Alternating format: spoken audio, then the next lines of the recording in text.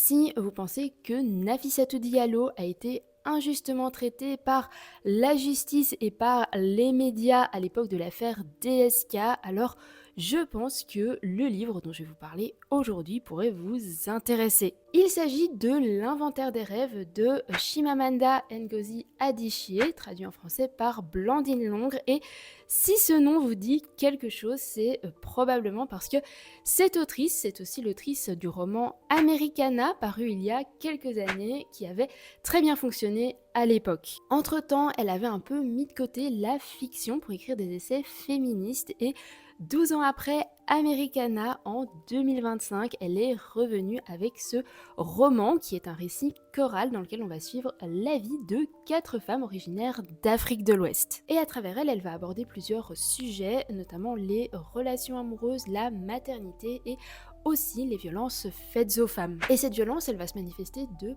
plein de manières, mais elle va vraiment atteindre son paroxysme avec le personnage de Kadiatou qui, comme je disais au début, est inspiré de Nafissatou Diallo. Alors c'est une libre interprétation, c'est-à-dire qu'une grande partie est fictionnelle, mais ça va permettre de montrer que l'histoire de Nafissatou Diallo, c'est en fait l'histoire de plein de femmes qui ont vécu des faits similaires. D'ailleurs, l'autrice explique à la fin du livre que son but, c'est absolument pas de prétendre à l'exactitude, mais plutôt de rendre justice et de rendre son humanité à cette personne, puisque c'est quelque chose dont on l'a énormément privé à l'époque. Et je trouve qu'elle le fait extrêmement bien ici, donc je ne saurais que trop vous recommander ce livre.